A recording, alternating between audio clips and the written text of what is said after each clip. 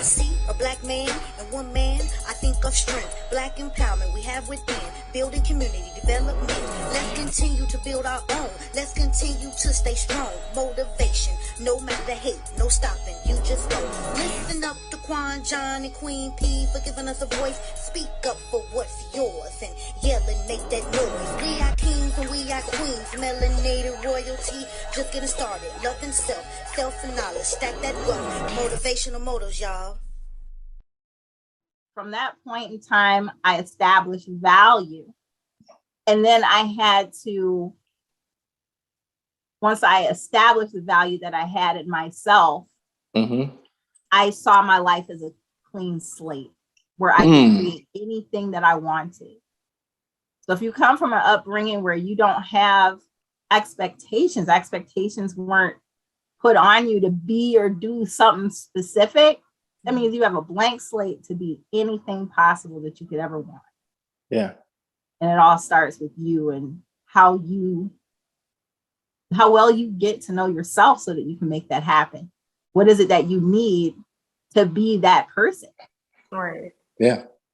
I think And then the fact that you learned that at 17 is kind of crazy. Because I feel like I didn't recognize my value until I was 26. And that's only a few years ago. I feel the same way. I didn't recognize my value until I was in my mid-20s. But you know what? It's crazy. You know, it's like what she said is, what Tamara said is real, is bona fide, because like, I think what she went through kind of encouraged her to have to make this decision of self-actualization to an extent. And I'm not saying that me and you, we didn't go through, trauma in our lives, because we all have, what I'm saying? And it's like, I don't think, I think it depends on the situation now, how you perceive your situation. You know what I'm saying? Let's say she was in a grandiose environment. You know what I mean? She could have perceived that as bad. Sure. You know what I'm saying? And said, you know what? I don't want that. I don't want to be handed food with a silver spoon. I want to go out here and work and be in the trenches. So it's crazy. But I feel the same way. I didn't understand my worth until I was in my mid-20s either. You know what? It all depends, I think, on comfort. Like even when you're traumatized and stuff, you have a certain level of comfort that keeps you in that survival mode so you can deal with that. So it's not like a comfort where you're happy being that way. It's a comfort where you know what to expect. Good or bad. You know how bad it could get. You know how mad your mom could get. You know how mad your dad would get. You know how disapproving your grandma would be. And you know the levels. You've seen the levels. Right. So there's a comfort behind knowing how bad is. And I felt like that in poverty. I knew with no money, I could handle it. Right. Worst comes to worst, $0. I know what to do. Yeah. Right. It was when money came to me that I got scared. And that's where that fear of success and things like that comes from. But I learned early that I grow in discomfort. Right.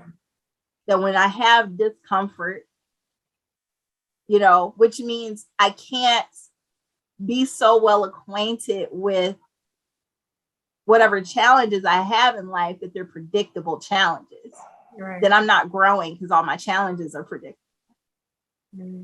So I had actually been told this by a coach that I had, a mentor I had. He said, Tamira, you test the boundaries of your life so often that your problems, your level of challenges that you encounter on a daily basis have a caliber that people are not aware of. And that's why you seem to have conflict after conflict after conflict. Just look for it. That's you right. Don't give yourself any space or time to be so comfortable that there's nothing for you to grow from, nothing for you to grow through. You're always building. You could be, those are words of wisdom. A life of challenges, but those challenges are not really challenging. Right. Because they're the same ones that you always will have. Right. You know exactly how to deal with them. So I can be uncomfortable in survival, or I can be uncomfortable on my way to achieving something I really want in my life. I think there are different levels of comfort. So if we were to read, let's say we were to read the storybook of your life. The way I see it, and I'm pretty sure I'm wrong because you're human, but the way I see it is when you hit 17, you start to achieve your what we would call your happy ending, right? Your fairy tale ending happens at that point because at 17 is when you start to recognize your value and you start working towards that, building towards that, and that's where your life starts to change. When you're reading a storybook, that's where the story ends, right? At 17, because the story ends when everything is good, you reached your happy ending, you left that situation that you were in and everything like that. So anybody who's watching this will perceive that you have reached your happy ending at 17, and from there you got to have happily ever after. But I'm sure that's not true. Wow. That's really interesting. You know, doesn't that sound like the funny. exercise that we did yesterday? That sounds like does, exercise, actually, yes. right? Like it's like any fairy tale that you've ever read where there was a young person and their life actually started when they left the place they were used to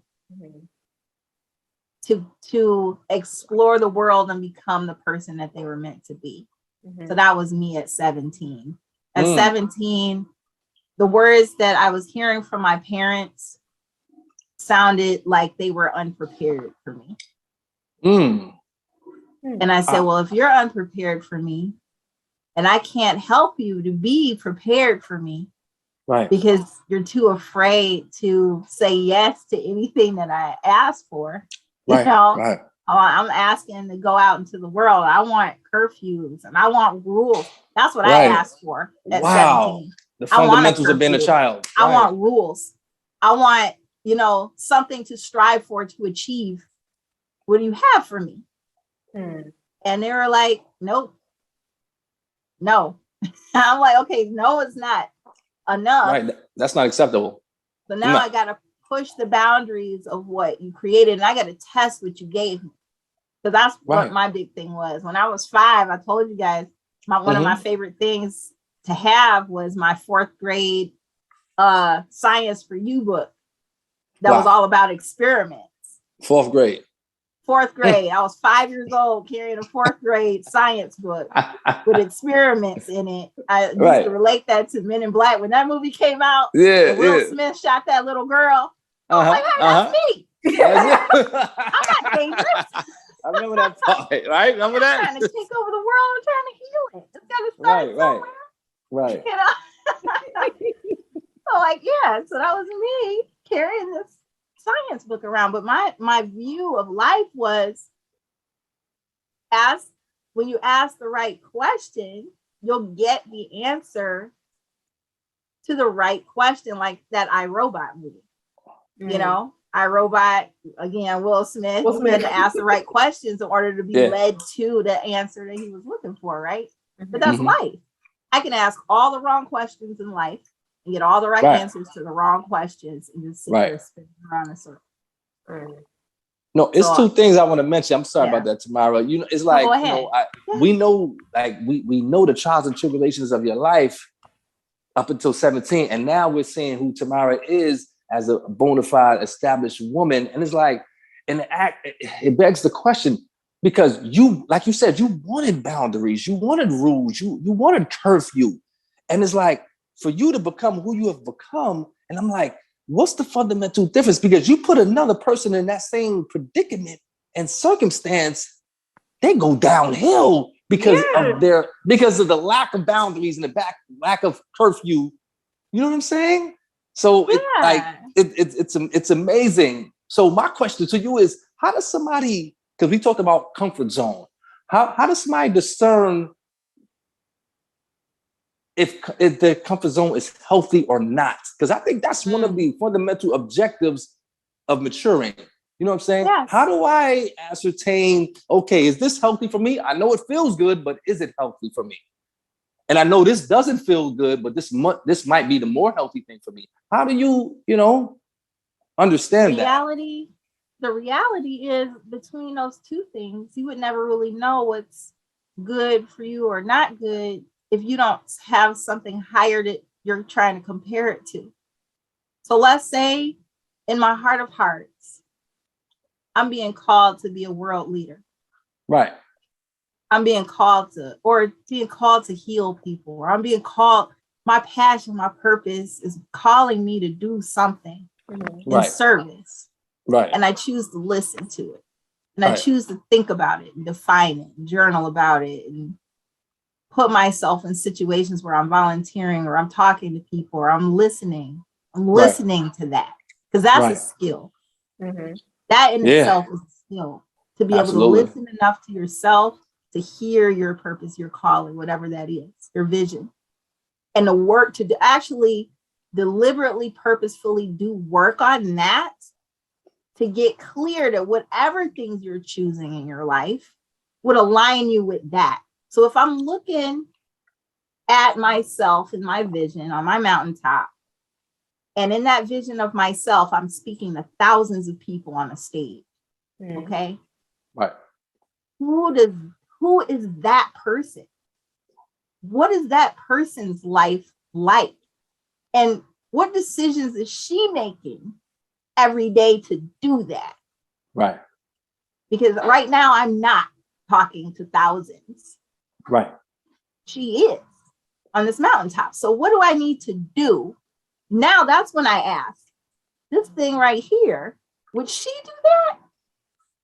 Or would she do this? Right. Or would she do either of these things? Would she be on a whole different track somewhere else? Right. That's the balance. Who is making the decision? Is it the client making the decision that has made the decision so far? Or is it the client that is making the decision who is the future that he's living into? The possibility the client is. Right. You know what I'm saying because of the exercise from yesterday. Absolutely. Yeah. Wow. So like, powerful. Who is that making the decision? Right. Are you making it from who you are being, or are you making it from who you've been? So let me just interject real quick, because it's very deep stuff here, ladies and gentlemen. And if anybody's following, if y'all really immersed in what she's saying, it's some deep stuff. Because in Motivational Motives, the first page of it, I have the analogy about running the race. And the present moment, I'm in second place, and this is my former self in third place, and this is my future self in first place. So basically, I have to, in my present day, I have to run the race as if I'm winning already, or have won the race. Right? Am I right, Tamara? Am I following? Absolutely. That future self that's running is probably an ultra athlete. And what that's you. Have they developed to get there, to run at that speed ahead of where I'm at right now? And am I doing that? Right.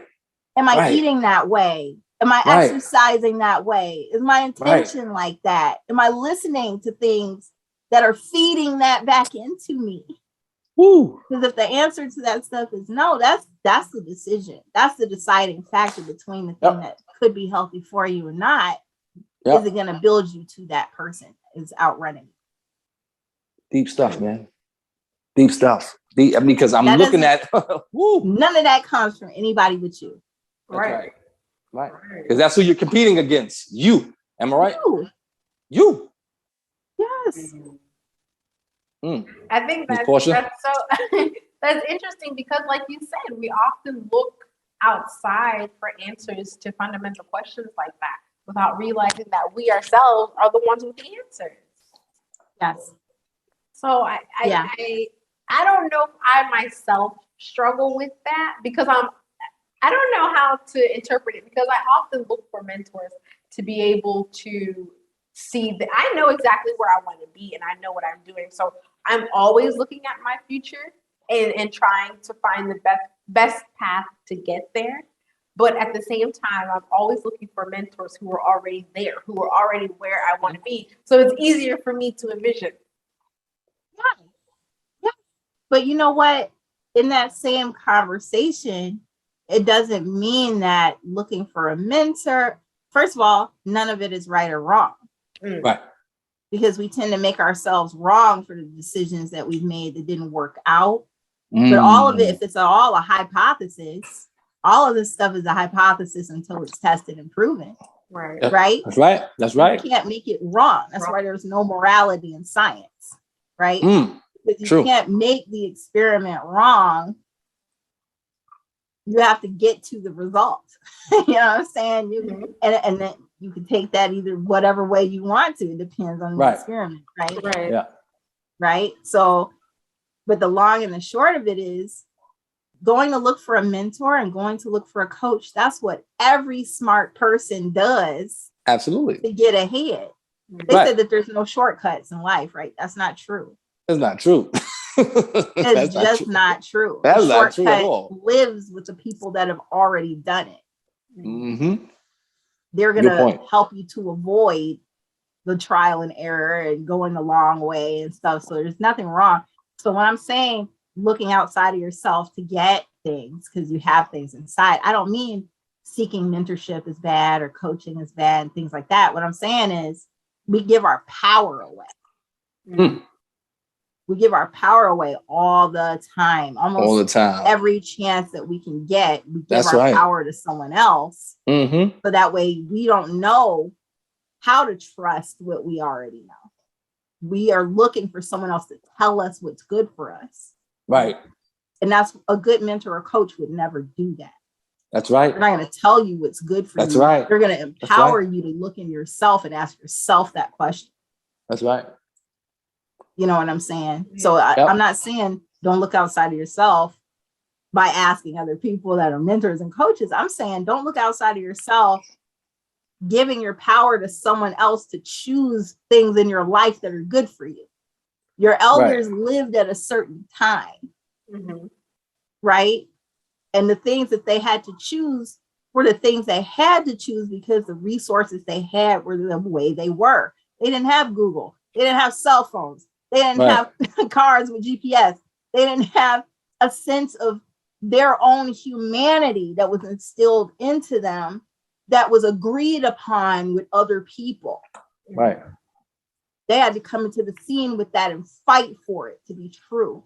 Right. And you don't have to do that in every single way they did. It doesn't mean you don't have to do it at all. Right. You just don't have to do it the same way. So my mom, she was raised in segregation. Right. She was told that she was less than human. I didn't have that obstacle growing up. Where the federal law was that I was not the same as a white person. That wasn't my reality growing up. It was hers. You know? So even though I know it still exists in the infrastructure and it still exists, it's still real. It doesn't mean it's not real. It just wasn't the letter of the law on the sign on the wall and what I could do or not do. Right. It's just a question of, I ask myself, can I go to this place? How will I be treated? If I go here, if I travel this, you know, but that's a question I'm asking myself. Federally, in the law, I can go wherever I want to go. You know what I'm saying? My mom wasn't raised where that was true for her. There were places she could go and places she couldn't. Just because of her race. Yeah.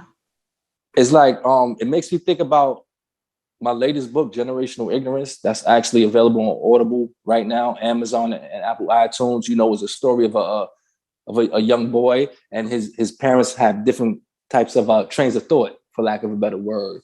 And because, you know, we're speaking of the Tamara from 17 to Tamara who she is now. And you mentioned something when we spoke offline yesterday that actually stood out to me. And you said you forgave your mom. You know what I'm saying? After all of the neglect and after all of the mistreatment and things like that. I mean, of course, in hindsight, you say, hey, that's very healthy to forgive somebody, but it's a very difficult thing. Oh, absolutely. To forgive someone that has mistreated you. I mean, what was the process of this forgiveness? How did you do it? And why did you deem it to be necessary? Because the simple answer that people give for forgiveness is that you're not doing it for that person, you're doing it for yourself, right? That's what you hear. Right. The reality is, if you go layers deep in that, if you give that depth, right, what you're not forgiving someone else for is what you're persecuting yourself for also. Say that one more time. I like that. Say that one more time. What you're not forgiving from someone else that has mistreated you, you're actually not forgiving yourself for that same thing, because you're mistreating yourself in those same ways that you learned from those people in your life. So when you forgive them, you're forced to forgive and accept yourself. You're forced to do that, because you can't forgive the other person for those things that they did without then seeing those same things in yourself. We're mirrors of each other, even if the thing that we see is ugly. Right. So everything that I saw through my mother, I had labeled her bad mother. I labeled her neglectful, but I couldn't do that and not look at my own parenting and see the things, the way I parented my kids. And if my house was dirty, I was a bad mother too. I'm a reflection of the things I didn't like about where I came from. We always try to do better than our parents. We would not be trying to do better than our parents if we didn't think that those things also affected the way we parented. Right. So if I'm forgiving her, I'm also forgiving myself and accepting myself. Well put. So that's, very well put. So I had to look at the reality of things and not just what I made things mean. Right? Things happen to you, and then you make that thing that happens mean something about who you are as a person. Something happens, let's say I've been raped. Right. So if I've been raped, I'm going to make that rape mean that I'm a victim. Or I'm going to make it mean that I choose bad people to be in relationships with me. Or I'm going to make it mean that, I can't trust all men. Right. And that becomes who I am. Right. It doesn't stay just with the event. It colors everything else I do in my life. Okay. So in order for that not to happen, I have to detach what I made it mean. This thing happened to me. Yes, it did happen. But all it did was it happened. And I'm not changed as a result of it happening. Right? What does that require for you to say that and believe it? Right. It requires detachment from what we make things mean. Because does that mean when you go on a date with somebody and that thing has happened in your past, that new person that you met, do they even know that happened? Do they know, does what you made that mean exist in reality? Or does it exist with you? And at the end of the day, if it exists just with me and not in my reality, and I'm choosing it to exist in my reality, doesn't that mean I'm creating that every day to live into that? I'm creating that as the law that I have of my life. Powerful words, man. Doesn't mean that it didn't happen. Yes. And it doesn't mean that wasn't bad, but it's not who you are. You know how difficult that would be to try to do that, to attempt to detach meaning from a particular event like that. So that it doesn't very difficult. affect your reality. Like, I feel like that would take that. It takes years, and maybe therapy. You know what? It takes a decision, and it's not a one-time decision. It's a moment by moment by moment decision that's conscious and deliberate and intentional. And it takes something. It absolutely would not be effortless. But after so many times doing it, guess what? it becomes a habit. Because you second programmed nature. it into yourself That's to right. be true. Yeah. So how long did that take for you to do Right. that, to create that meaning for it, Mm. and to believe it, right? It took a long time for a lot of people who have had situations they could not control Mhm. that have happened to them, and those things have happened. Yeah. But they took decades renaming who it is they are based on that event, on those events. I So love if you that can you take said decades that. to learn it, you can Yeah. take time to unlearn it. Yeah. I was just gonna say I love that you said that, because that's so, to me personally, the things that I've been through, things that I've dealt with, it is so very true that it has to be a deliberate decision. Otherwise, I could have succumbed to the trauma and tragedy that I've been through, but I haven't. And people who know what I've been through look at me and be like, oh, well, why are you this way? Why are you so happy? Why are you so okay with moving forward and moving past certain things? It's like, because I chose to. Like, just bottom line, it was a choice. And I made That's that right. choice to move on, to move past it, and to move forward.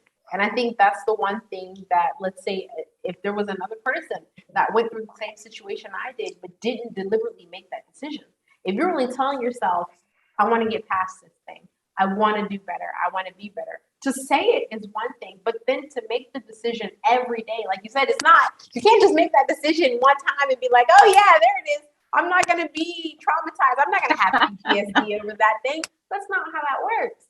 It's all these little moments in your life that's going to come up, and it's going to be a reflection of the tragedy or the trauma that you experienced. And when they come up and when you face them, you have to choose how you're going to react to it. It's because for me, the trauma that I've been through, when I see it in my life or when I'm faced with it, it can cause a moment where I'm reverted back to that time, right? So if I'm overcome with emotion or memories start flooding back, it could take me back, right? And, we're only human.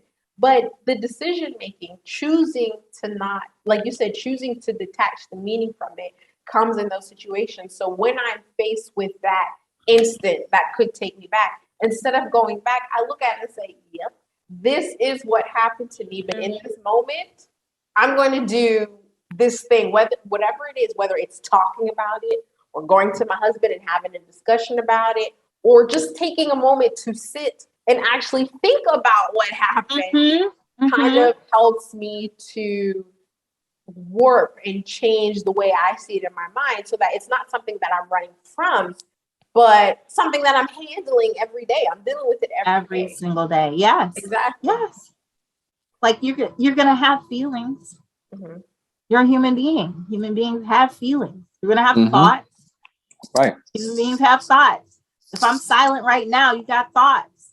That's right. That's right.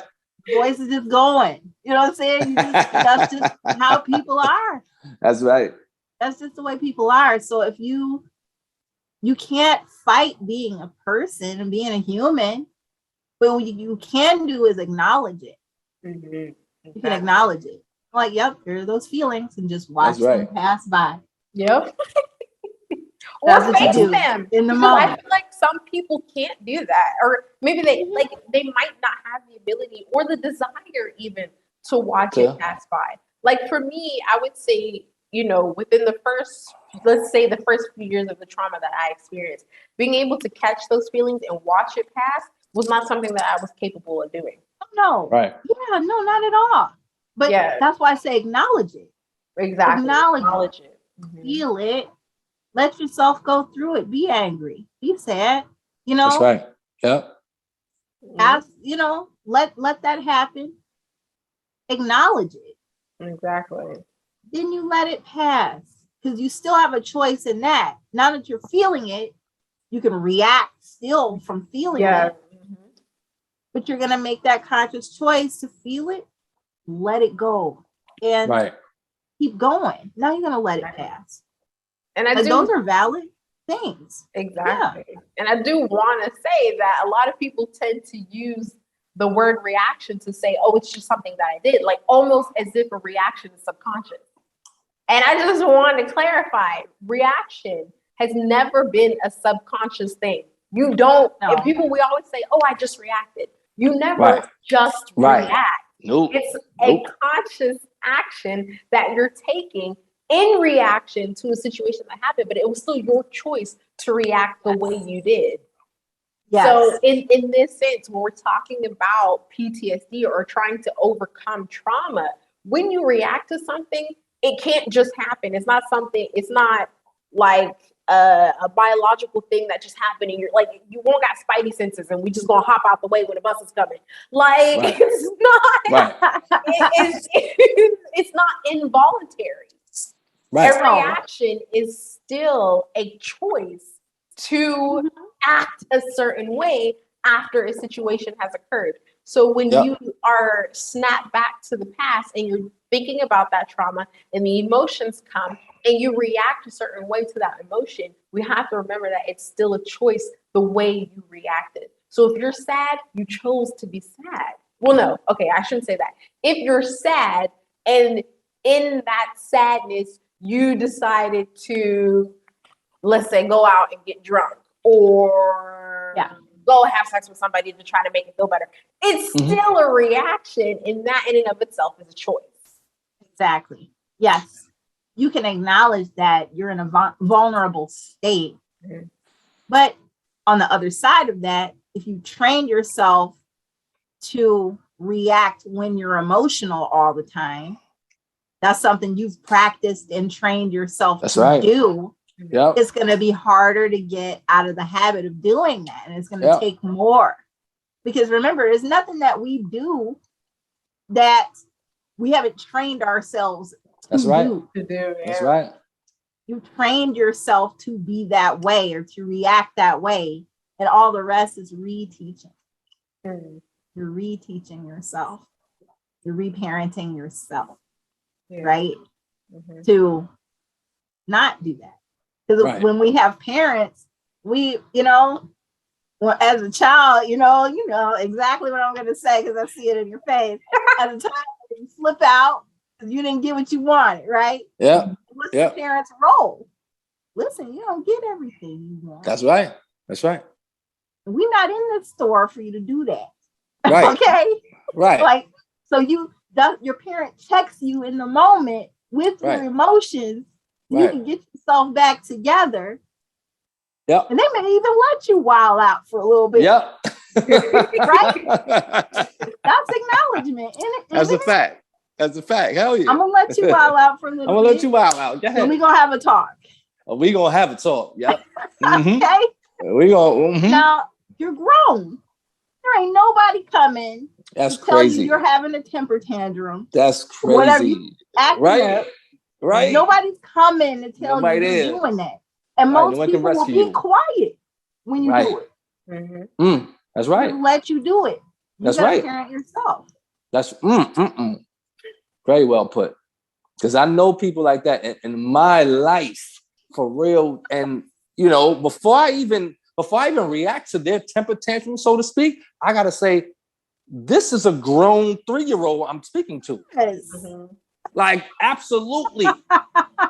Like for real. And you want to know something? When I was a teenager, I had those same attributes until I started parenting myself and checking myself like, yo, nah, that's not cool right there. That's not cool because it's actually affecting you more than it's affecting them. Exactly. Yes. You know what I'm saying?